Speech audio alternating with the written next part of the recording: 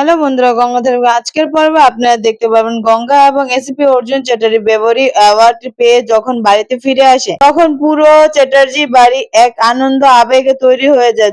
জেঠির ভালোবাসা স্নিগ্ধ হয়ে সে নিজের পরিবারের আসল গুরুত্ব অনুভব করতে পারে, কিন্তু এই আনন্দ আড়ালে ধীরে ধীরে এক অমঙ্গলজনক ষড়যন্ত্রের আভাস পাওয়া যেতে থাকে। অহনা ও এবং মেঘনাথের কুনজর ইতিমধ্যে তাদের উপর পড়েছে, যা চ্যাটার্জি বাড়ির সুখের জন্য এক বিরাট হুমকি। সিন্ধুজা যখন অর্জুন ও গঙ্গার এই বিশাল সফলতাকে কক্ষ করে বিশ্ব জয় করে ফেলে বলে অপমান করতে যায়, তখন তার জেঠি তাকে সকলের সামনে কড়া ভাষায় শাসন করে। তিনি স্পষ্টভাবে জানিয়ে দেয় যে সত্যের জয় কেউ চেপে রাখতে পারে না। তবে এই পরিস্থিতিতে গঙ্গাকে কোনো রাগ বা ক্ষোভ প্রকাশ করতে দেখা যায় না। গঙ্গা নিম্ন ভাবে জেঠিকে শান্ত হতে বলে এবং সিন্ধুজাকেও কোনো উল্টো উত্তর না দিয়ে পরিস্থিতি সামলে নেয়, যা অর্জুনের মন জয় করে নেয়। গঙ্গার এই অসীম সাহসিকতা এবং স্বার্থহীন ভাবে অর্জুনকে বরাবরই মুগ্ধ করে। ঘরের এক কোণে দাঁড়িয়ে অর্জুন গঙ্গাকে পথ পরিদর্শক ভাবতে শুরু করে। অর্জুন অনুভব করে যে পুলিশ ডিপার্টমেন্ট বা সমাজের চোখে গঙ্গা আজ যে সম্মানের অধিকার হয়েছে তা তার নিজের সততা ও সাহসিকতার ফসল। অর্জুন গঙ্গাকে আড়ালে চমকের সুরে মিষ্টি করে বুঝিয়ে দেয় আগামীতে যাতে সে নিজের জীবনে ঝুঁকি না নিয়ে ফেলে। এমন সময় চ্যাটার্জি বাড়িতে উপস্থিত হলো অতনু, কিন্তু অতনুর হাবভাব এবং কথাবার্তা বলার ধরন কিছুটা অন্যরকম ছিল।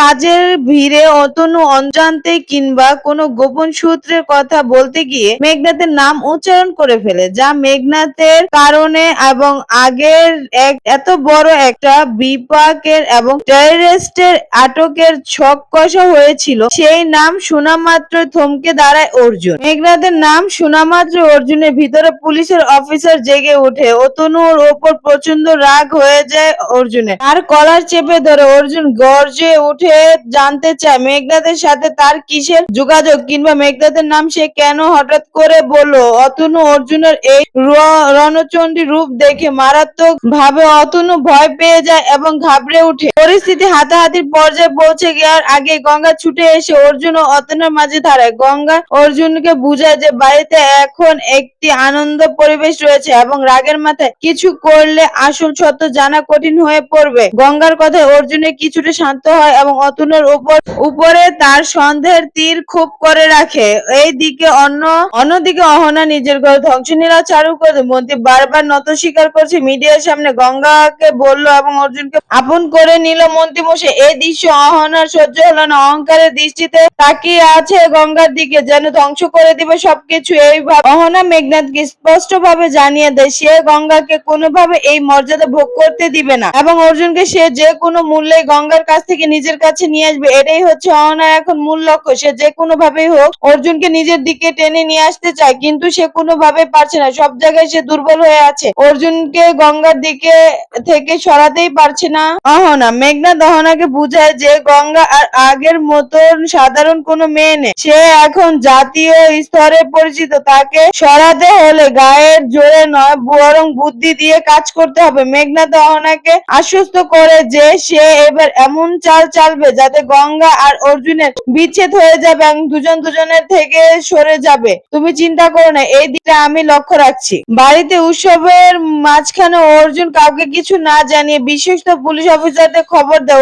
অর্জুন নিশ্চিত দেয় অতনু মেঘনাথের কথা বলে, কারণ অর্জুনের মনে হচ্ছে অতনু হচ্ছে মেঘনাথের হাতের পুতুল। পুতুলকে যেভাবে কাজ করা হয় অতনুকে সেভাবে কাজ করছে। মেঘনাথ কোনো গোপন খবর সে জানে। অর্জুন অতনুর উপর নজরদারি বাড়ানো নিশ্চিত করলো এবং যাতে মেঘনাথ গোপনের সকল তথ্য জেনে অর্জুন গোপন ভাবে নিজের হাতে নিয়ে আসতে পারে, এই ব্যাপারে সে নিশ্চিত করার জন্য তার গোপন যে লোক আছে তাদেরকে লাগিয়ে দিল মেঘনাথের পিছনে এবং অতনুর পিছনে। সিন্ধুজা অনেক খারাপ ব্যবহার করার পরেও জেঠি বাড়িতে গঙ্গা ও অর্জুনের সাফল্যের উদ্দেশ্যে বিশেষ পূজা ও ভুরি ভোজের আয়োজন করে। পিয়ালি ও গঙ্গাকে সাহায্য করতে হাত বাড়িয়ে দিল পুরো চ্যাটার্জি পরিবার। গঙ্গার সাফল্য ধীরে ধীরে গঙ্গা নিজের মানুষ হয়ে উঠতে শুরু করলো, যা দেখে সিন্ধুজার ভিতরে ভিতরে আরো জ্বলে পুড়ে ছারখার হয়ে যাচ্ছে। সে কিছুতেই গঙ্গাকে সহ্য করতে পারে না। এই বস্তির মেয়ে, সে কিছুতেই এই চ্যাটার্জি বাড়িতে রাখতে চায় না, কিন্তু কোনোভাবেই তাকে এই বাড়ি থেকে সরাতে পারছে না সিন্ধুজা। এই নিয়ে সিন্ধুজা অনেক মন খারাপ করলো। চিন্তা করছে এখন তো কোনো কিছু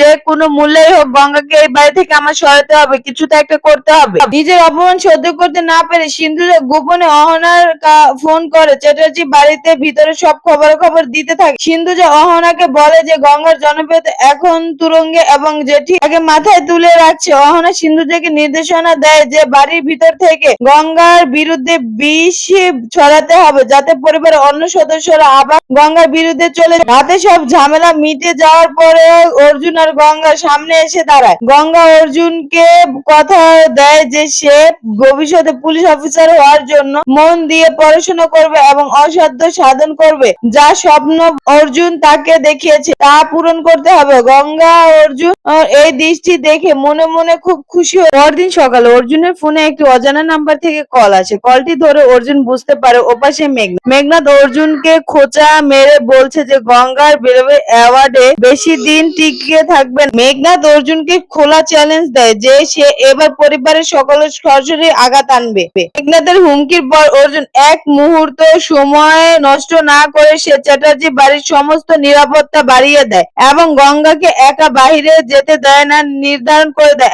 তবে গঙ্গা ভয় না পেয়ে অর্জুনকে সাহস যোগাতে বলে এবং শক্তি সঞ্চয় করে রাখতে বলে যাতে বিপদের সময় কাজে লাগাতে পারে। এই উৎসব আমেজ কাটার আগে হঠাৎ করে এক অজ্ঞাত পরিচয় ব্যক্তি আগমন ঘটল যে একটি রহস্যময় চিঠি বা উপহার রেখে যায় গঙ্গার নামে। সবাই ভেবেছিল এটা গঙ্গার অ্যাওয়ার্ডের অভিনন্দন বার্তা হবে, কিন্তু চিঠিটা খুলে ভিতরে চিলকুটা দেখে চ্যাটার্জি বাড়ির সকলের মুখটা পুরো ফ্যাকাশে হয়ে যায়। কারণ চিঠির ভিতরে ছিল গঙ্গা নামে একটা হুমকির চিলকুট। লেখা ছিল যে গঙ্গা এই বেভারি অ্যাওয়ার্ডের সম্পূর্ণ ভুয়া এবং গঙ্গার পরিস্থিতি কারণে শহরের নিরাপত্তা আজ হুমকিতে। চিঠিতে অহনা ও মেঘনাথে সাজানো একটি চাল হলো সিন্ধুজার সঙ্গে সঙ্গে সুযোগ বুঝে গঙ্গার বিরুদ্ধে কথা বলতে শুরু করে। অর্জুন সিন্ধুজাকে থামিয়ে দিয়ে পরিষ্কার ভাবে জানিয়ে দেয় গঙ্গার সততা নিয়ে প্রশ্ন তোলার অধিকার কারণে। অর্জুনের সাথে সাথে চিঠিটা হ্যান্ডরাইটিং এবং সিসিটিভি ফুটেজ পরীক্ষা করার সিদ্ধান্ত নেয়। অর্জুন বুঝতে পারে মেঘনাথ মানসিক ভাবে গঙ্গা ও চ্যাটার্জি দুর্বল করার চেষ্টা করছে। নাটকীয় মোড়ে নিয়ে চ্যাটার্জি বাড়িকে হাজির হওয়া সে মুখে সহানুভূতিতে ও বন্ধুত্বের মুখোশ পরে এসেছে, কিন্তু তার আসল উদ্দেশ্য ছিল গঙ্গার মন মানসিকতা পরীক্ষা করা এবং অর্জুনকে বিধ্বস্ত করা। ভিডিওটি ভালো লাগলে লাইক করে চ্যানেলটি সাবস্ক্রাইব করে পাশেই থাকুন। শুরু থেকে শেষ অবধি দেখুন।